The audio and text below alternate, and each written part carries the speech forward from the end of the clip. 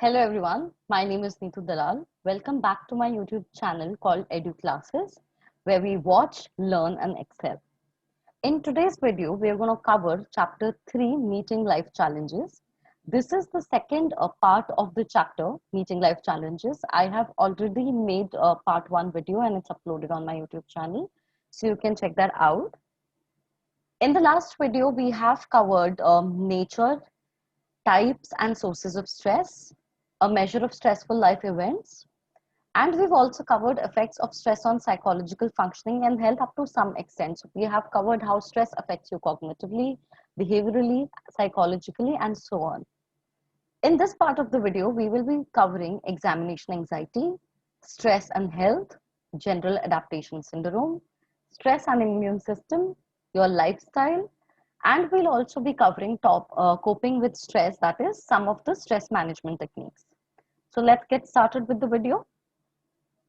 So the first topic in the video is examination anxiety. Now, what do we mean by examination anxiety? So, according to the book, examination anxiety involves feelings of tension or uneasiness that occurs before, during, or after the exam. So, we all experience this, and we've experienced in some time of our life that whenever there's an important exam, we start feeling very feverish, or we start feeling as if we are not feeling well, right? You will get a lot of sweating happening and you'll feel very anxious, your heartbeat rate rising and all. Why? These are all symptoms of your examination anxiety, and you're getting anxious because you have an important exam.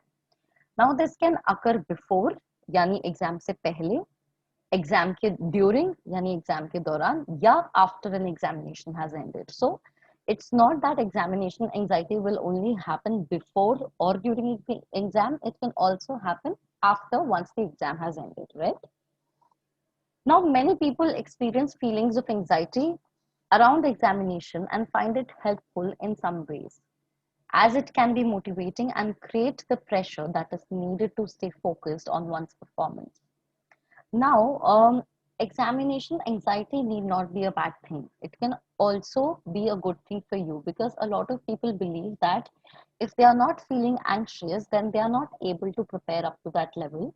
They are not stressed, so they don't take the exam very seriously, and therefore they don't prepare as much as they should have, right? Therefore, in some scenarios and for some people, examination anxiety also is helpful in enabling them to prepare for the exam. So examination nerves or examination anxiety need not only just happen to students who are weak at studies. It is completely normal and is bound to happen to also to those students who are very good at academics and who are talented students, right? So it's not the case that it will only happen to students who are not prepared well, or to students who are not good at like maybe taking exams. That's not the case. It's normal with everybody. However, stress or formal examination results in such high degrees of anxiety in some students that they are unable to perform at a level which matches the potential they have shown in less stressful classroom situations. So, on one hand, where we did talk about that examination anxiety is not always bad, and it does help you in preparing and in keeping you motivated to prepare for the upcoming important exam, but it also hinders some students performance. If the examination anxiety is too much, the student will not be able to perform to his best, to the best of his capacity. Why? Because he's undergoing some situation, and he's feeling symptoms of anxiety which is not helping him, or which is not allowing him to perform to the best of his capacity or best of his potential, and this will impact his performance in comparison to how he could have performed if he had not been feeling the anxiety and in general other scenarios. So that is examination anxiety. Now they also want to say that high stress can interfere with the student's preparation, concentration and performance.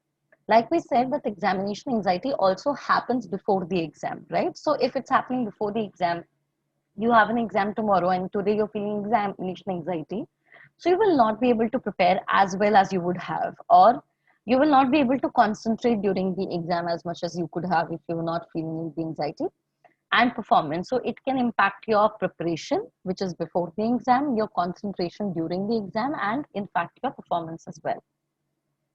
Examination stress can cause test anxiety, which adversely affects test performance. So it's obvious that if you're anxious, your performance will go lower and will be lesser in comparison to if you were not feeling those symptoms.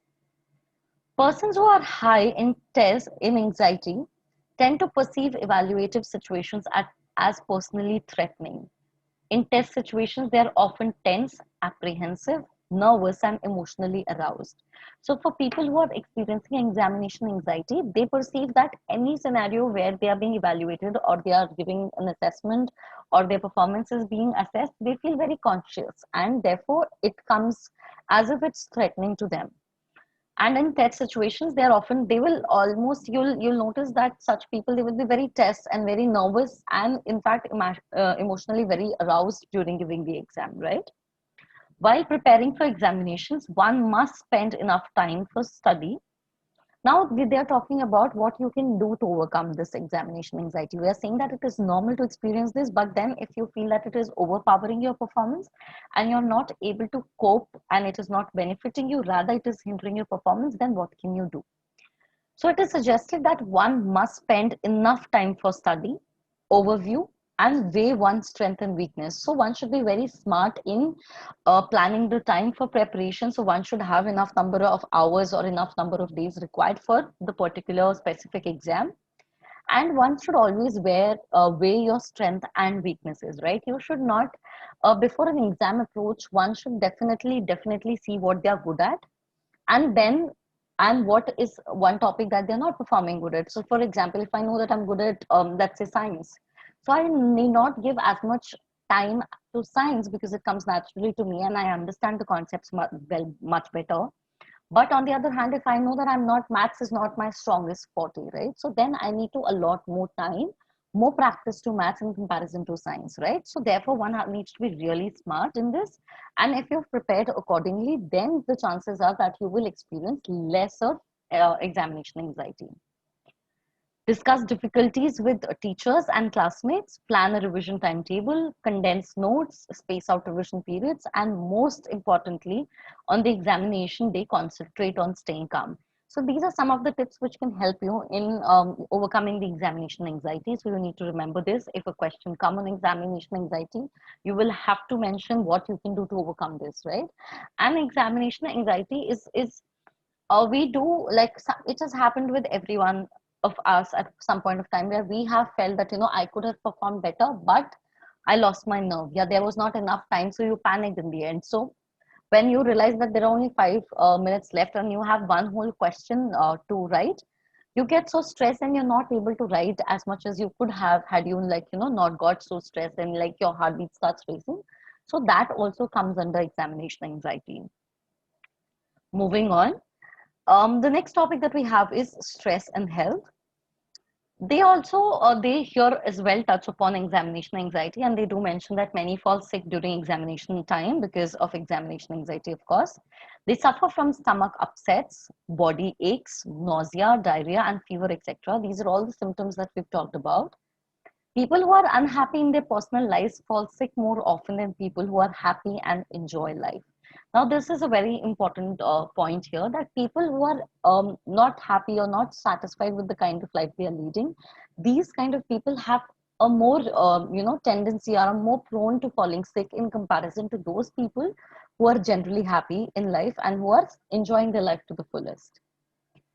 When stress is prolonged, it affects physical health and impairs psychological functioning. So there could be, the stress could be short-lived or it could be prolonged.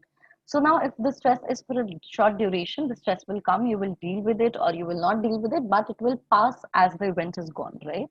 But if the stress is prolonged, it is bound to affect you physically as well as mentally.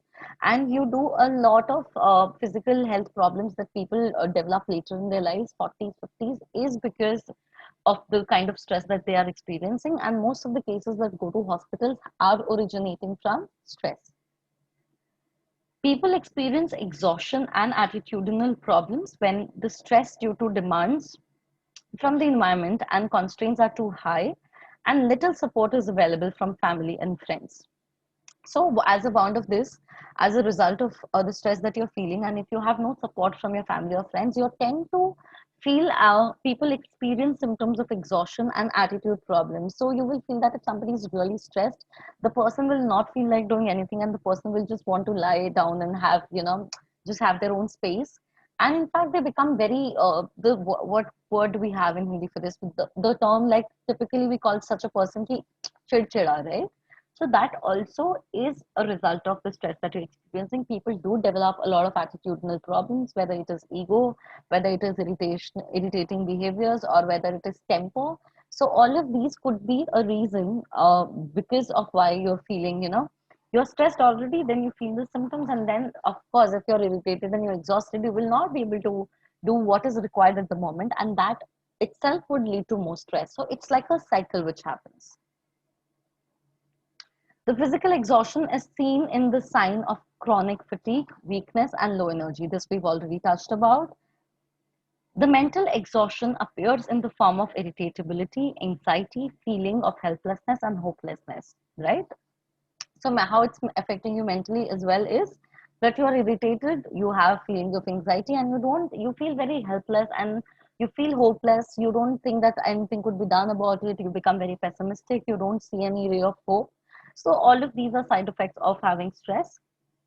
This state of physical, emotional, and psychological exhaustion is known as burnout, right? So when you are in a space, or when you are in a state where you're feeling that you're physically exhausted, you're not able to get up and do what you're required to do, you're emotionally drained out, you feel you're irritated, and you don't feel like you have what it takes to be present emotionally, and psychological exhaustion. These three combined together is known as burnout, which is a state where when you're not able to deal with what is happening in your life at all, right? So that is called burnout. Now, stress has been implicated in the development of cardiovascular disorders, high blood pressure, as well as psychosomatic disorders, including ulcers, asthma, allergies, and headaches. I'm reading these lines, if you can see. This is what I've read out. So stress also has been diagnosed as the root cause. If somebody who's feeling stressed will have more chances of developing cardiovascular disorders. Cardiovascular disorders means any disorder which is to do with your heart. High blood pressure, the person also has chances of developing high BP, as well as psychosomatic disorders, which includes ulcers, asthma, allergies, and headaches. So if you are somebody who's into a high demanding job, which leads to a lot of stress, your chances of having these disorders will be much more in comparison to somebody who has a job which is not as stressful as yours, right? So therefore, stress does play a very important role in the health that we have. Further, researchers estimate that stress plays an important role in 50 to 70% of all physical illnesses. Now, so it's shocking to see that all the physical illness that exist, out of that, 50 to 70% is due to stress. Studies also reveal that 60% of medical visits are primarily for stress-related symptoms. So 60% of the people who are visiting a hospital is only because there is some stress-related problems, whether it is cardiovascular, whether it is psychosomatic, whether it is asthma, allergy, headache. But these are all symptoms of stress, right? So therefore, it is very important that we take the kind of stress that we are taking in life seriously, and not just think that it will go. You have to work on your psychological health as well. Now this is another very important topic, and this is one of the topics that is highly expected in the exams as well. So this is general adaptation syndrome. Now we'll understand what general adaptation syndrome is. So this was given by Filey, who was a researcher and experimenter, and he observed a common pattern in bodily responses when the body is exposed to prolonged stress. So he realized that when a physical body of a person is exposed to stress which is not ending and it has got prolonged, so there's a certain pattern which comes about. And he called these patterns, the pattern that he observed, he named this as general adaptation syndrome. So the short form is GAS. Now, according to him, general adaptation syndrome involves three stages. So he says that once you feel stress, there are three stages of how you can react. And these are the three stages you go through. The first one of them is alarm reaction, then resistance, and exhaustion. So these are the three stages that you will pass or go through if you're feeling stressed: alarm reaction. These stages are very important and you need to memorize this and write this as it is, as in the exam. Alarm reaction, resistance, and exhaustion. Now, what are these? So you'll see that this is your stress resistance. So this is your stress resistance is high, this is low, this is your phase one, which is, or stage one, which is alarm reaction. This is your stage two resistance, and this is your stage three. And this is the kind of how it goes. We will come to this diagram later once I explain what all these stages are, right? So first stage, like we talked about, is your alarm reaction stage. Now, he says that the presence of a stressor leads to activation of the adrenal pituitary cortex system, right? This triggers the release of hormones producing the stress response. He says that whenever you face with a stressful situation, or whenever there's a situation which is leading or which is stimulating to you, and you do feel that there could be, it is a stress arising situation, your adrenal pituitary cortex system gets activated, and this leads to a release of certain hormone in your body. And this is the stage where the individual gets ready for either fighting the situation or flight. That means, or running away from the situation, right? So it's an alarm reaction stage. There is an alarm which has gone up. So what could be the alarm? Any situation, any news that you've got, whether it's like, alarm will be anything which is coming from the environment. That is the alarm, and the way you are reacting to it, right? So the reaction could be fight or flight. So that is stage one, when there is a stress which has come to you, and this is stage one, when you've received a stress, right? Now the next is resistance stage. If the stress is prolonged, the resistance stage begins. So what happens is, in alarm reaction stage, when the stress has come to you and you're ready to fight or flight, so if the stress is something that you can deal with, so you will fight with it and it'll go. But if that's not the case, if the stress is not short term, if it is a prolonged stress, then the resistance stage begins. The parasympathetic nervous system calls for more cautious use of the body's resources. The organism make efforts to cope with the threat as through confrontation. So if the stress is prolonged, then you see what all resources you have and how can you deal with the stress. So this is your resistance stage, where the stress exists and you're resisting the stress. You are trying to take everything that you have and deal or fight with the stress, and you're not giving into the stress, right? So it's like, imagine it like how we imagine fights of two armies, right?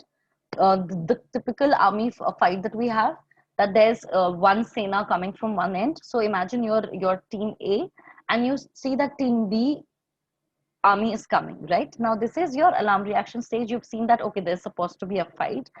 Those troops are coming on us, and this is something which is stress arising to you, right? And all these hormones get released in stage one in you, and you get all ready and all popped up to fight, right? Pumped up to fight. So that is your alarm reaction stage. In resistance stage, now you see how many men do you have, whether you'll be, how skilled they are, and so you're analyzing and you will fight. So once the two armies clash, the stage where you're fighting with the stress is your resistance stage. You are not ready to give into your stress. You're trying to fight it out with everything that you have, right? Now, the third stage is your exhaustion stage. What does this mean? The continued exposure to the same stressors or additional stressors drains the body of its resources and leads to the third stage of exhaustion. Now imagine you are fighting with the army, right? Continuously, and there are more troops coming. And there comes a stage when you're not able to fight anymore, right? And you give in. That stage is exhaustion stage, right? Where you do realize that you can't, you've given everything that you had and now you can't fight it off anymore. And this is the stage where you get exhausted, right? And this, therefore, when you feel, and this could also be due to a number of stresses in your life, right? So maybe, for let's say, you were fighting with an examination that you were having your half release, right? And those were stressful for you, so you fought. It was an alarm for you. Then you thought, I'll fight and I'll do whatever it takes, I will not feel stress. So you kept preparing. You are studying day in and then day out, night out. So what happens in the first 2 to 3 exams, you're able to cope fairly well because it's like it's just started and you're motivated and all of that. As it reaches the last of your date sheet as approaches, you get really exhausted, right? Now, for example, let's say you've also fought the exams. What if, you lose someone very close in your family right after the exams? So there's another stress which has come. So if such more additional stress keeps coming up, there will be a stage when you will not be able to deal with it anymore. And that stage is called exhaustion stage. Now the physiological system involved in alarm reaction and resistance become ineffective, and susceptible to stress-related disease such as high blood pressure becomes more likely. So once you reach your exhaustion stage, every system that was there inside you, which was fighting during your alarm reaction and um, your alarm reaction and your resistance stage gets exhausted, and they give up in your exhaustion stage, and then your high BP and everything becomes more likely. Now, this is what the Siles model say, and we are going back to the chapter to the diagram now. Like you see, this is where the stress has occurred, right? So this is a low because the stress has just come. Now this is a high. Why? Because the resistance is high, right? You're resisting the stress and you're giving everything it takes. So jitna upar graph hai, it means that you're successfully dealing with the stress and you're fighting it out. There is resistance. But जैसे जैसे ये prolonged time के लिए चलता गया and it has not ended, then your resources have got exhausted and it comes down. So you lose to the stress you were feeling, right? Now, the Siles model has been criticized for assigning a very limited role to psychological factors and stress. Of course, whenever there is a model which comes up, there is also criticism which adds later, because new researchers add more things, and new researchers realize that okay, this was not a part of the study. So, in the same way, Siles model was criticized. Why? Because a lot of researchers felt that it did not give enough importance to your psychological factors. Researchers have reported that the psychological appraisal of events is important for the determination of stress. And they also felt that you have to see as to what psychological strengths the person has, and after that, you can just see as to what will determine whether the person will have stress or will not have stress. So, these are two disadvantages of this model. Apart from this, you have to mention if a question comes, which is very likely that it will, you have to mention who gave the general adaptation syndrome, what are the name the three stages, explain the three stages, draw the graph, which I just showed, and then also mention the criticism which came about, right? So these are all the things that you will write in the paper. Now we come on to the next topic, which is stress and the immune system. Now, it is also believed, and there is enough research supporting that your stress also impacts your immune system. If the stress is chronic and if it is long term, it is also bound to impact you. It just not impacts you psychologically, which of course it does, but it also impacts you physically, and it has a very important, prominent impact on your immune system. So, stress impairs the working of the immune system. The immune system guards the body against attackers, both from within and outside. Like we know, our immune system is like a warrior within us, and it protects us from attackers, whether it is from the outside or within your body, right? So, natural killer cells are involved in the fight against both viruses and tumors. Stress can affect natural killers. So, we have natural killers in our immune system which are fighting the battle for us. And what stress does is, if we experience stress for a long time, it kills those natural fighters. So these are your warriors which are fighting within you, and if you experience stress, then the stress starts killing these fighters within us. Stress can affect natural killer cells, cytotoxicity, which is a major importance in the defense against various infections and cancer. So it kills the cytotoxicity that we have, and it's very important that we have it if you're fighting a war against various infections and cancer. So once your stress is affecting this, it impacts your body physically as well. Reduced level of natural killer cell cytotoxicity have been found in people who are highly stressed. How we've come to know this?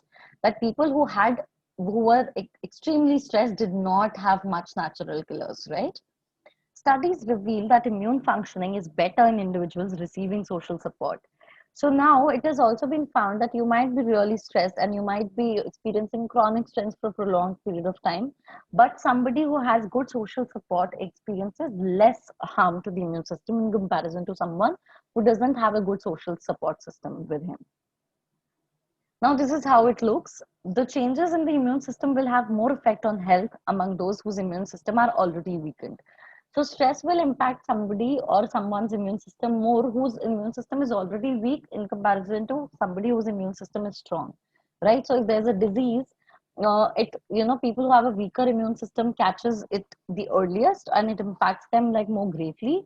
In the same manner, stress also impacts people who already have a weaker immune system in comparison to people who have stronger or more healthier immune system. Also, this is your relation of stress with illness. So you can also include this if the need be in your examinations. Now, psychological stress is accompanied by negative emotions and associated behaviors, including depression, hostility, anger, and aggression. Now, it's not like stress is not just one problem. When it comes, psychological stress often comes with a lot of negative emotions and behaviors, which could be seen in the form of depression, hostility, anger, and aggression, right? So, stress along with itself also bring these behavioral problems with it. The incidence of psychological disorders such as panic attacks and obsessive behavior increases with the buildup of long-term stress. So as much for the longer duration that you'll experience stress, the more will be the intensity of these problems. If you experience stress for a shorter period of time, the intensity of these problems will not be that great. But if you have been experiencing stress for a very long period of time, then the intensity of these other problems also, for example, panic attacks and OCD, will also be very, very high in comparison. People under prolonged stress are more prone to irrational fears, mood swings, and phobias, and may experience fits of depression, anger, and irritability.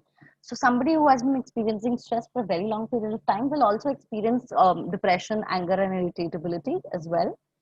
These negative emotions appear to be related to the function of the immune system, and all of these negative emotions are connected to immune system in a way.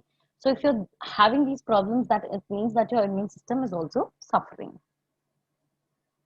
Now we come to the topic of lifestyle, right? And stress has been found to impact a person's lifestyle in much ways that we could have thought like initially. So stress can lead to unhealthy lifestyle or health damaging behavior, right? It impacts your lifestyle to a great extent. Now, what is lifestyle? Lifestyle is the overall pattern of decisions and behaviors that determine a person's health and quality of life.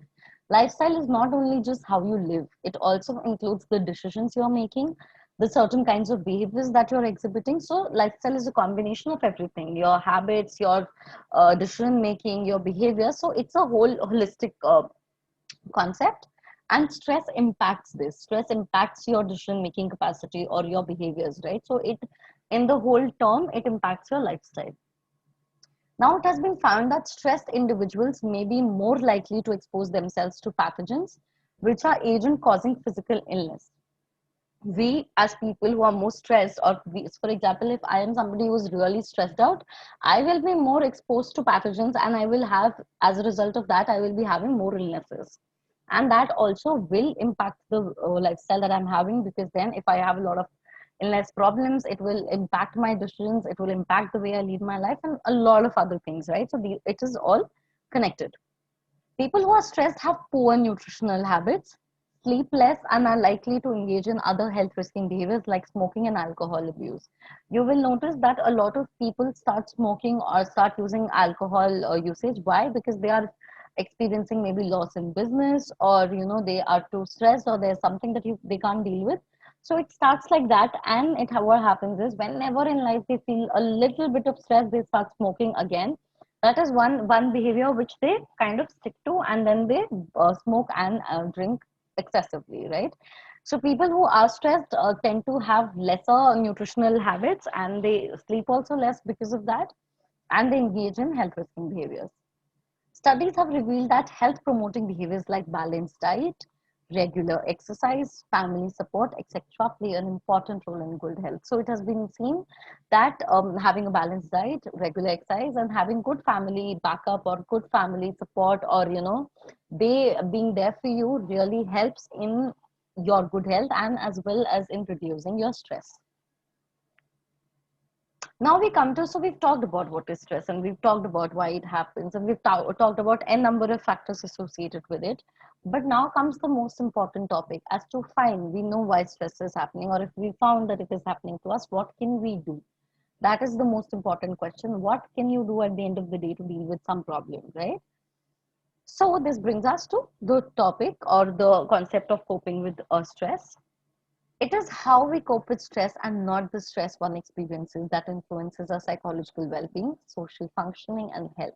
So a lot of people believe कि आप किस stress से deal कर रहे हैं वो important नहीं है. What is more important is कि आप उस स्ट्रेस से कैसे डील कर रहे हैं, राइट? एंड इट इम्पैक्ट्स हमारा साइकोलॉजिकल वेलबींग, हमारी सोशल फंक्शनिंग एंड हमारी मेंटल एंड फिजिकल हेल्थ को हम ये अफेक्ट करेगा. जैसे हम किसी स्ट्रेस से डील करेंगे, what is the way, what is the technique we are using, this will impact our psychological, social, and mental health. Now, coping is a dynamic situation specific reaction to stress. Why is it a dynamic situation specific reaction? There is not just one reaction. It can keep changing according to the situation, and there is no one perfect solution to dealing with stress. It completely depends on what kind of a situation you have, what kind of a person you are, what strategies can you use best. So it's therefore it's dynamic and it is situation specific. It is a set of concrete responses to stressful situations or events that are intended to resolve the problem and reduce stress. So these are coping. Coping. What is coping basically? These are your responses that you're giving to situations, which are intended to reduce or to lower the conflicts that we are facing. The way we cope with stress often depends on rigid, deep-seated beliefs based on experience. So we also kind of, deal with stress in the same manner as is taught by us by our own experiences. Like, for example, if I know that I had an exam previously also, I've gone through the same situation and I did this and it helped. So the next time when I'm in a similar situation or I'm dealing with a similar kind of a problem, I will again indulge in what I did back then, because through my experiences I know that that worked for me, right? Now for example, now this could be both good and bad. For example, if there was a student who was feeling really anxious about some upcoming exam, the person decided to study and not sleep the whole night and study, right? And could do well in the exam and he scored good. So because he scored good, he knew, and the what he's taken out of the experience is that if you study the whole night and you do well, you get good marks, right? So he will use the same strategy whenever there's another exam later on in his life. Now, for example, if somebody has used smoking or has, thought that, okay, maybe let me just not bother that much and let me just, smoke or hang out with friends and I'll deal with it. So if that has worked for you and you thought that it helped you, later on as well, you can indulge in a similar behavior, which is not an effective way of dealing with stress and it is not something that helps you at all, right? So depending what the way you cope also is derived from the experiences that you've had. To manage stress, we often need to reassess the way we think and learn coping strategies, right? So the example that I've given, usme when somebody is resorting to a smoking chain or becoming a chain smoker, that is not an effective way of coping and it should not be something we should be doing. Rather, managing stress effectively is what should be promoted, and you should also always try to learn and think of coping strategies that can help you. People who cope poorly with stress have an impaired immune response and diminished activity of natural killer cells, right? We've also talked about this in the previous topic. Now, individuals show consistent individual differences in coping strategies they use to handle stressful situations. Now, as people, we also have variances in how we deal or which strategies do we use in, dealing with a stressful situation. So basically, there are three coping strategies, and these were given by Endler and Parker. One could be, the first one is task-oriented strategy. So according to this strategy, this involves obtaining information about the stressful situation and about alternative courses of action and their probable outcomes. So what you do is that you want to know more about the problem and you want to obtain information about the stressful situation. You would want to know what is, what is the situation, what is the intensity of the situation, and then you try to find an alternative courses or alternative things that you can do, and the alternative methods, and what could be their probable outcome. So if you study the whole night, this is how the outcome could be. You could either sleep in the exam, or if you're able to stay awake, then you can perform well because you would have studied the whole night. If you'd want to sleep, then what will be the probable outcome of that? So for example, if the stress is the situation, if exam is the situation, you are trying to reason out कि मैं क्या क्या कर सकता हूँ, मैं सो सकता हूँ, मैं जग सकता हूँ, or I can just cover the syllabus overall. Whatever method you choose, you will also try to analyze कि उसका probable या उसका result क्या हो सकता है या कैसा हो सकता है. This also involves deciding priorities and acting so as to deal directly with the stressful situation. अब आप कौन सा method choose करोगे will also depend on the priorities you have at that point of time. For example, if for a student, sleeping is more important, that's his priority, let's say. He will rather go to bed and then wake up early in the morning, right? But for somebody else for whom the priority at the moment is scoring like, good amount of marks, and maybe he wants to score a 95 out of 100, right? So his priority is different, and he will choose the strategy accordingly, according to his priorities. For example, schedule my time better or think about how I have solved similar problems. So then these are different examples, and one can think of various a number of examples, but the major catch here is that task oriented strategy. In this kind of a strategy, we have more of our importance is on the task that we have at hand, right? The next are emotion oriented strategy and avoidance oriented strategy. In emotion oriented strategy, this involves efforts to maintain hope and to control one's emotion. It can also involve venting feelings of anger and frustration, or deciding that nothing can be done to change things. So in this strategy, in this kind of a strategy, our focus is not on the task which is at hand. Our focus is on the emotion that we are feeling. So it could be either you are talking about how it's making you feel, or you're venting out and you're talking to somebody on the phone and it's frustrating. So your focus is more on the emotion aspect of the problem rather than the problem itself or the task at hand. For example, they've also given an example here. Tell myself that it is not really happening to me, or worry about what I'm going to do. So a lot of people, how they deal with stress anxiety or examination anxiety is also that, okay, so it's only pre-boards now. I will perform better in my boards, right? And this is not that this exam is not as important to me because I'm not going to pursue this subject anyway. So these are all examples of you dealing with you indulging in emotion oriented strategy, right? So you're not focused on the task as much, but on the emotional aspect. That is the main point in this strategy. In avoidance oriented strategy, this involves denying or minimizing the seriousness of the situation. It also involves conscious suppression of stressful thoughts and their replacement by self protective thoughts. In this, what we do is that we don't give the problem that much as of importance. So for example, and we also indulge in behaviors which are which are kind of what do you say, like which are diverting to you, and you don't, so that you don't focus on the problem that much. For example, one example could be you might be having a important exam tomorrow, and because going and you have not prepared, so going and opening your book is giving you a lot of stress, so you rather start using your phone and scrolling through Instagram or watching TV. This is helping you distract, but it is not an effective way of dealing with the problem at hand, right? So you're avoidance oriented strategy means you're trying to avoid the situation altogether and not face it, right? Now, Lazarus and Folkman has conceptualized coping as a dynamic process rather than an individual trait. This we've talked about, that it is a dynamic process and it is not something which will stay stable. Coping refers to constantly changing cognitive and behavioral efforts to master, reduce, or tolerate the internal or external demands that are created by the stressful transaction. So in this, you're trying to involve your cognitive as well as your behavioral efforts, and as you grow older, you master the coping skills much better in comparison to the skills that you had in your when you were younger, right? So these are skills, or coping is one thing which improves as we grow older. Coping serves to allow the individual to manage or alter a problem and regulate the emotional responses to that problem. So coping helps us in deal with whatever is at hand. According to them, coping responses can be divided into two types of responses: problem focused and emotional focused. So in the last strategies that we saw three, but according to these two people, we can categorize them into problem focused and emotional focused only. So two kinds of responses that we can give. Now, problem focused strategy is attack the problem itself with behaviors designated to gain information, to alter the event, and to alter belief and commitments. They increase the person's awareness, level of knowledge, and range of behavior and cognitive coping options. They can act to reduce the threat value of the event. For example, I made a plan of action and followed it. So, how in this, according to this, you're still focused on the problem and you're trying to figure out as to what will be the best way to deal with it, and your focus is on the problem at hand.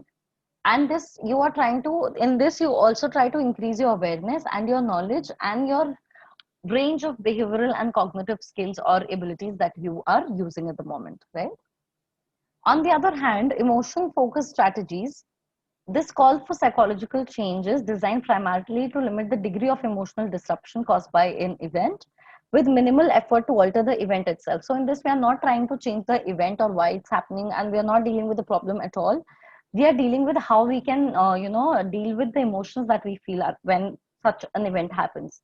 So for example, if somebody has passed away, right? So we can't do anything to change the event at that point of time, but we can change to deal, or we can try to deal better, and we can try to manage our emotions better, right? So for example, I did something to let it out of my system, right? A lot of people rationalize like that if there was not an exam which did not go well, the person feels like, okay, but at least, I did this, or I have talked to a friend and I feel better now. So these are all emotional driven strategies. While both problem focused and emotional focused coping are necessary when facing stressful situations, research suggests that people generally tend to use the former one more often than the later one. So people use problem focused strategies much more in comparison to emotional focused strategies. Now we come to some of the stress management techniques as to how you can manage stress. And this is one of the topics that people, all the career counselors and the counselors which are there in your school will talk about, that how do you manage stress, right? And what are some of the techniques?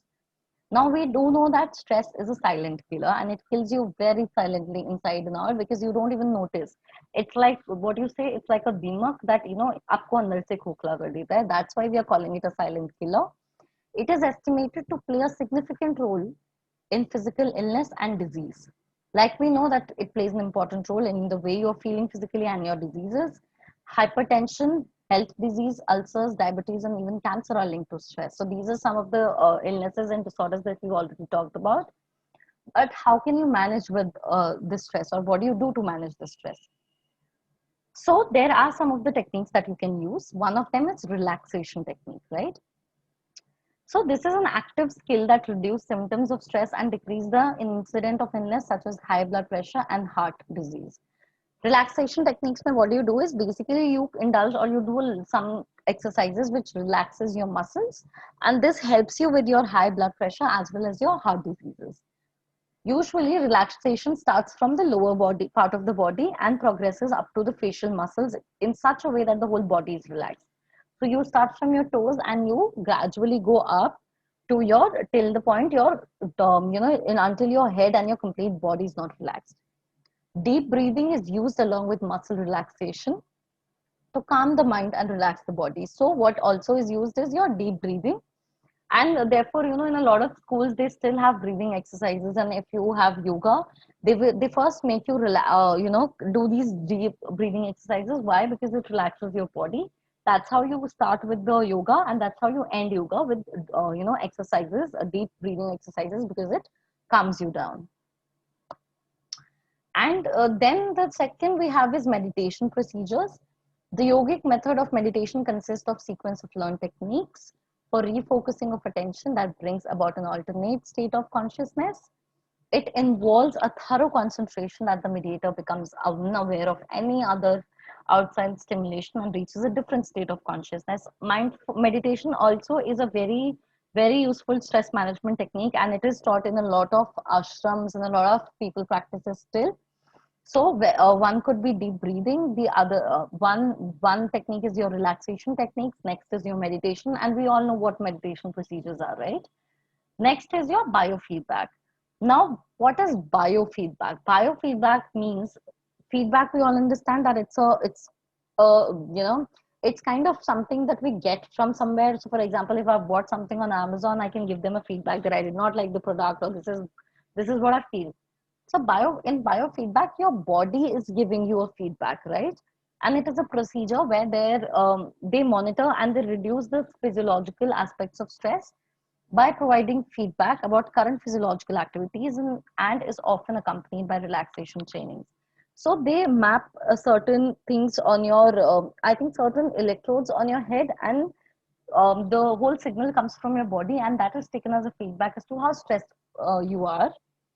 Biofeedback training involves three stages, and this whole process involves three steps: developing an awareness of the particular physiological response, that is heart rate, learning ways of controlling that physiological response in quiet conditions, and transferring that control into the conditions of everyday life. All you need to understand at this point of time in biofeedback is that we understand from the signals that we're getting from our heartbeat or our breathing rate as to how stressed we are, and then we try to work upon that, right? Another stress management technique is creative visualization, and it is an effective technique for dealing with stress. Creative visualization is a subjective experience that uses imagery and imagination. So we use imagery and imagination in this. Before visualizing, one must set oneself a realistic goal, as it helps build confidence. It is easier to visualize if one's mind is quiet, body is relaxed, and eyes are closed. This reduces the risk of interference from unbidden thoughts and provides the creative energy needed for turning an unimagined scene into reality. So, creative visualization, basically, the name suggests how it is that you sit and you try to imagine a scenario or imagine a scene which is actually help you to de-stress, right? Stress management technique is your cognitive behavioral technique. These techniques aim to inoculate people against stress.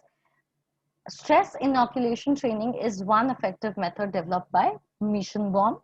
The sense of this approach is to replace negative and irrational thoughts with positive and rational ones. So basically, in cognitive behavioral techniques, we are actually encoding, replacing the negative thoughts with the positive thoughts, and we are teaching the person as to how can the person replace those irrational and fearful thoughts into the thoughts which are calming and which are more better for the person. And this consists of basically three stages. One is assessment. You see what the person thinks and how the person thinks. Then you indulge in stress reduction techniques and application and follow through, right? So these are some of the stages of the phases of the technique. Assessment involves discussing the nature of the problem and seeing it from the viewpoint of the person or the client. Stress reduction involves learning the techniques of reducing stress, such as relaxation and self-instruction. So these are all nitties and gritties of these techniques, and they teach you in cognitive behavioral techniques. Basically, what they teach you is that how you can replace. They first see and they monitor and they assess your thoughts, and then the negative thoughts that have been caught in the assessment will then be, the person helps you in converting those and replace those negative thoughts into positive ways of thinking. So the last stress management technique that we have in this part is your exercise. So we all know that exercise really is an outlet for a lot of psychological stress or physical stress that we feel, and exercise does wonders when it comes to dealing with stress management. Regular exercise improves the efficiency of the heart, enhances the function of lungs, maintains good circulation, and it helps you a lot in reduction of fat and improves body's immune system. So it is helping every regulation in the body, whether it is blood or it is improving your heartbeat. And what exercises you could probably do? You could do swimming, walking, running, cycling, skipping, etc. for 30 minutes in a day, right? Each session must have a warm up, exercise, and cool down phases. So these are again three stages of an exercise: warm up, exercise, and cool down. And these are three important stages, right? You cannot leave an exercise without cooling down, right? So these are some of the techniques that are used in stress management. if you get a question on stress management techniques, you have to talk about what is stress management, what are the name the 6 techniques, elaborate on them, and then conclude your answer. So with this, we come to an end to the video, and we are still left with one topic in this chapter, which we will be covering up in the next video, which will be part 3 of chapter 3. So stay tuned for that. Also, if you're liking the content that we are creating, please don't forget to like, share, and subscribe. And if you think that the explanation or the way I'm teaching is helping you, share this video with just one friend. That also is enough in helping us reach to the place that we want to. Also motivates us in making more videos, and I'm conscious of the fact that a lot of students have their exams in November. So don't worry, I'll cover the curriculum till then, and I will see you soon again, very soon, with the next part of this video. Thank you so much.